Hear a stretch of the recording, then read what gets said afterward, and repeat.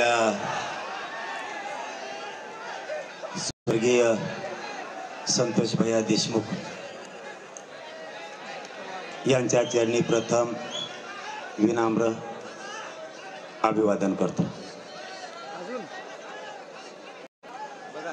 याच्यानंतर राजे बोलणार आहेत। एकानं सुद्धा जागा सोडायची नाही, कारण त्यांनी उलट केलं। ते म्हणले आधी राजे बोलणार मग मी बोलणार। बाबा मी राजगादीचा सन्मान करतो ना, मी आधी कसं बोलणार नंतर कसं बोलणार राजाची?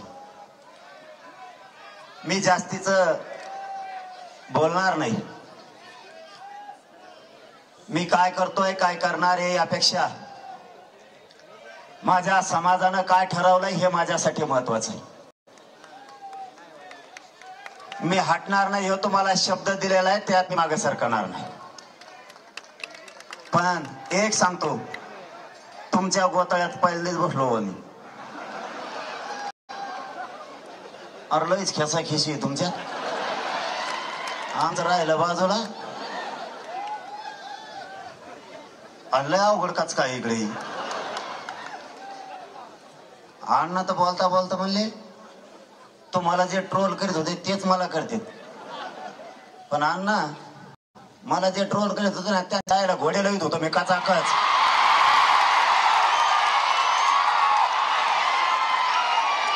मी मोजीत फिजित नसतो आणि मी काही समजित बी नाही आणला। मला माझ्या जातीवर कोणी जर अन्याय केला तर मी त्याला सोडित नाही, मग तो किती जागीरदाराच्या अवलाद असू दे। आज सत्ताधारी पक्षातले मला दुसराही प्रश्न विचारला आणखी एक याच्यात, की तुम्ही नाव घेत नाहीत। मी काही जण म्हणले हे लढत नाही। तुम्हाला काय माहिती रे मी लढतो का नाही? कुठं बैठका घेता आणि कसल्या घेता आणि कोणाला डाग लावता आणि मी काय नाव घ्यावा? ते सुरेश धस अन्नाच एकटा काफी आहे ना सगळ्याला पुरायला।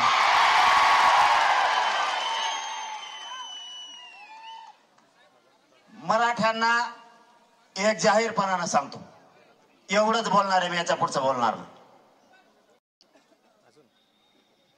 जो आमदार, जो खासदार, जो समाजाचा एखादा सामाजिक कार्यकर्ता समाजाच्या बाजूने बोलत असेल, मग तो भाजपचा असू द्या, नाही तर काँग्रेसचा असू द्या, नाही तर बेसरमाचा असू द्या, नाही तर शिवसेनेचा असू द्या, त्याच्या बाजूने ठामपणानं इथून पुढच्या काळात जातीच्या सगळ्या लोकांनी त्याच्या बाजूने उभा राहायचं। मग तो कोणाचा असू द्या, आपलं वैयक्तिक काय असेल तर त्यानंतर बघू। प्रकाश दादा सुद्धा बोलले का नाही? संदीप भैया बोलले, परत ते विजय पंडित बी बोलले। आज गैरहजर आहेत का? पण समजा बोलले ना, हे सांगतोय मी। खासदार बोलले, मग पक्षाचं कोणत्या पण असू द्या, मी जाहीरपणाने सांगतो तुम्हाला, त्याच्या पाठीशी समाजाच्या लोकांना उभं राहायचं शिका। जोपर्यंत आपल्या बाजूने बोलतात तोवर आपण त्याच्या बाजूने, आपल्या सोडून पक्षाचा वडा लागला त्याचं ढकलू। समाजाच्या बाजूला बोलतोय तोपर्यंत समाजाने ठाम त्याच्या पाठीशी उभं राहायचं। आता सत्ताधारी पक्षाचे आमदार होते, मला वाटतं पवार साहेब होते बहुतेक। ते कागद फक्त बाजूला ठरे, मग ऐकलं पाहिजे तुम्ही काय चाललंय काय नाही, लय घेळ पांगण बरं का। मग काय थोपाड सुटलं कोंकडे सुटत असते।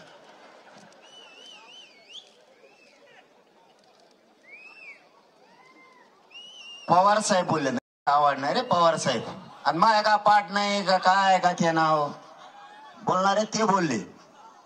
ते असं म्हणले आरोपी अटक होस तर माग सरकणार नाही। सरकार तुमचं माग कुठं सरकार? सरकार तुमचं सगळं लफडं तुमचं। ते आता नवीन एसपी आलं ते तर कच लोकल धरते म्हणून बरं आहे। आला लय निभार लागलं दिसत, टंगरीला धरून वडीत कच आणताय सगळे इकडे।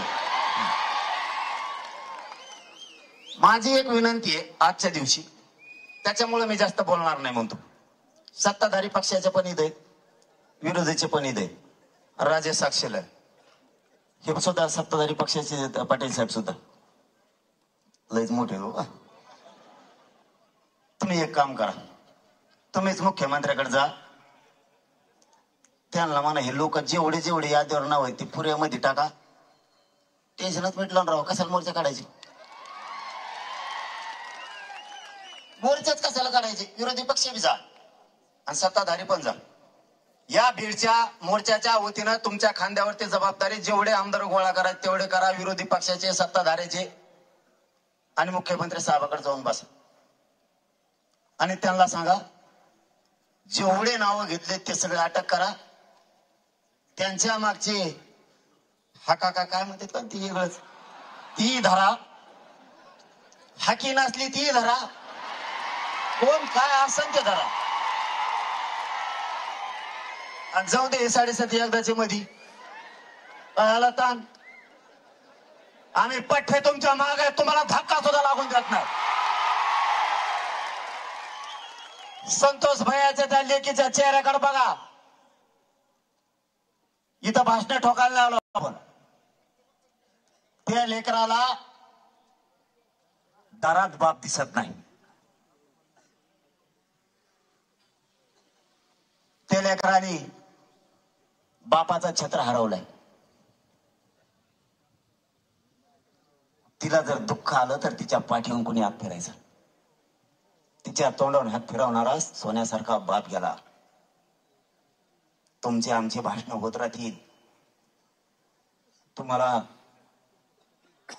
या कुटुंबाच्या पाठीशी राज्यातून उभा राहावं लागेल आणि राज्यभर हे लोन आंदोलनाचं पसरलं पाहिजे. प्रत्येक जिल्ह्यात तयारी करा. आपण आपल्या जिल्ह्यात सोडून माग सरकायचा नाही कोणी. आणखीन एक सल्ला, धाडशी बना. हे आणखीन हल्ले करू शकते. आता वाट बघायची. कुणी आपल्यावर हल्ला केला की उत्तर जशाला तसंच. आता इथून पुढे सुट्टी नाही. आता जशाला तसं, आता जशाला तसं. हे किती दिवस धरत्यात बघू, पकडी देत का नाहीत बघू. अरे आपण मराठे पाणीच पाजायचं, यांना सोडायचं नाही. आता यांना आता पाणी पाजायचं.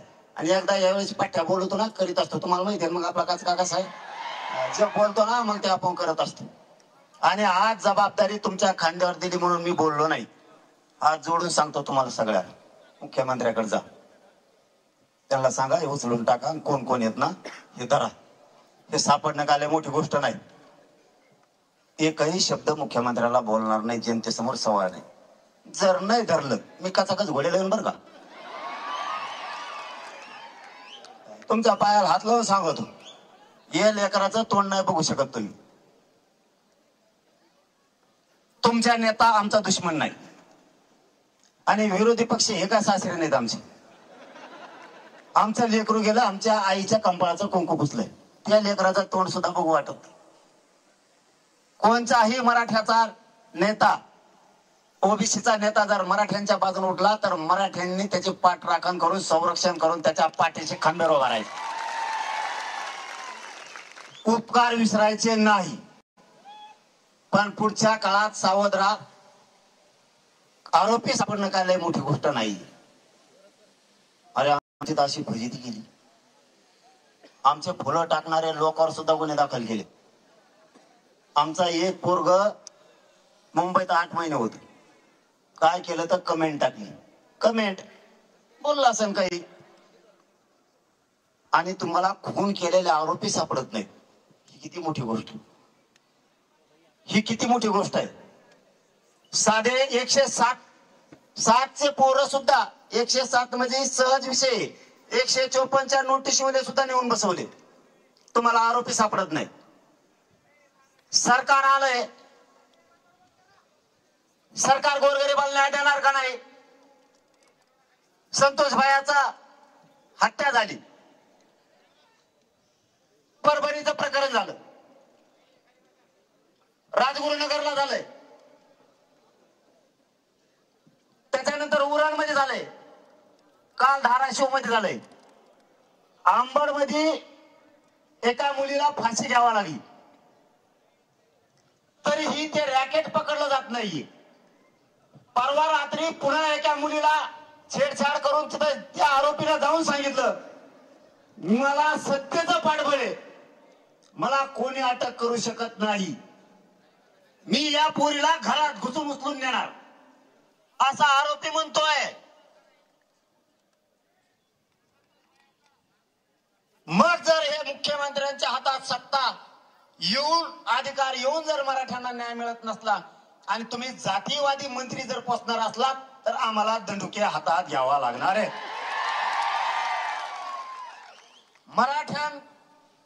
मराठ्यांना संपवायला निघाले जातीवादी मंत्री जर तुम्ही सांभाळणार असलात आणि साधे साधे ते चिल्लर चिलट तुम्हाला धरता येत नाही तर मग अवघड आहे. मग आम्ही जर खवळलो, आम्हाला नाव ठेवू नका. आज या मोर्चाच्या निमित्तानं तुमच्या खांद्यावरती जबाबदारी. आणखीनही या राज्यात जरी सरकार पक्षाला किंवा काही जातीवादी मंत्र्यांना या राज्यात विध्वंस घडून आणायचा असला तरी आम्हाला घडून येऊ द्यायचा नाही, हे प्रामाणिकपणानं सांगतो. तुम्ही सगळ्यांनी जावं, त्या आरोपींना पकडायच्या बाबत मुख्यमंत्र्यांशी बोलावं आणि कुटुंबाला घरी येऊन सांगावं, आम्ही 2 दिवसात 3 दिवसात सगळे पकडणार आहेत. आणि जर ज्या नेत्यानं, मंत्र्यानं, आमदारांना त्यांना पळून लावले त्याचंही कुटुंब उठून आत टाका, म्हणजे दुसऱ्या दिवशी सकाळी तो पळून गेलेला घरी त्यालाही मध्ये जाऊ द्या. काय त्याची परवानगी, अटक करायची परवानगी फक्त राज्यपालची तर लागते. विरोधी पक्षाला अटक करायचं असलं तर राज्यपालाची परवानगी लागते, एखाद्या मंत्र्याला अटक करायचं असलं तर राज्यपालाची परवानगी लागते. राज्यपाल तुमचाच आहे, त्या बिचाऱ्याला काही काम नाही, तेवढं काम तरी होईल. एका झटक्यात तुमचं बी आरडायचं कमी होऊन जाईल.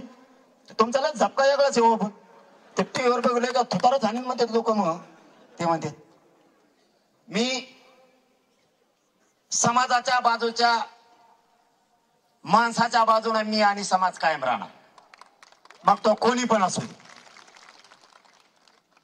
तो कुठल्याही पक्षाचा असला तरी आम्ही त्याच्या बाजूने राहणार. माझी शेवटची विनंती आहे, संतोष भैयाला न्याय देण्यासाठी तातडीनं सगळ्याला उचलायचा सांगा, नसता हे राज्यभर लोन जाणार आहे. आणि कोणाचा बापाला 2 मंत्री नाही 50 बी केले ना, कसली जागीरदाराच्या आवरात आली तरी हे मनोज जरांगे मॅटर दाबून देत नसतो.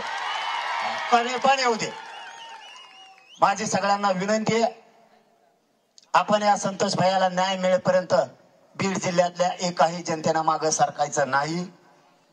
बघू, आता त्यांच्यावरती जबाबदारी टाकली. मला आजच माहित झालं ते मुख्यमंत्र्यांच्या जवळचे दुसरे पवार साहेब आमदार जवळचे म्हणल्यावर मला वाटतं उद्या संध्याकाळ पोच सगळ्याला टाकी देईल. 100% अशी आपण सगळी आशा व्यक्त करू, कारण आपल्या लेकराला लेकीला न्याय मिळेल. 100% आपण समाज विश्वास ठेवू. मुख्यमंत्र्याला म्हणा टाकाना राव, कपा कपा उठणार, तुमचं तरी काय नीट राव, तुम्हाला काय डिझेल विकत आणायचंय का काय आणायचंय, कणाकणा जायचंय ट्रक न्यायची टप्पू, भर गाभाळ कुवचा धर गाभाळ कुवचा द्यायचे टाकून सगळे गप्पा गप्पा जाऊ द्यायच्या मध्ये. काय तरी नीट आहे, तुम्हाला काय राव काय आणायचं, डिझेलला पैसे लागत असले देऊ का, त्याला काय जावा एवढा लोड घ्यायचा तुम्हाला. साप नका पोचू, साप आहेत बरे. मुख्यमंत्री साहेबाला सांगा हे साप आहेत, यांना किती दूध जर पाजलं ना हे वर टंगडी करून मुतत आहेत. पोचू नका यांना, तुम्ही पोचलं आम्ही चरबी उतरणार आहेत. मग 100% चरबी उतरणार. आपण ज्याची चरबी उतरी म्हणलो ना त्याची उतरीत असतो. लय खतरनाक गावला द्या मग ही उतरणार म्हणजे उतरणार. आपण सगळेजण संतोष भाईच्या पाठीशी उभा राहू. संतोष भाईला शेवटी श्रद्धांजली होणार आहे. संभाजीराजेंचं भाषण झाल्याशिवाय एकानंही जागा अजिबात सोडायची नाही, कारण मला आधीच सांगितलंय तुम्ही बोलले की सगळे उठून पळतील म्हणले.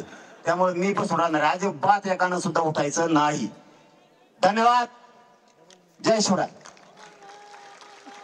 यानंतर छत्रपती संभाजीराजे यांना विनंती करण्यात येते की त्यांनी या ठिकाणी मोर्चाला संबोधित करावं.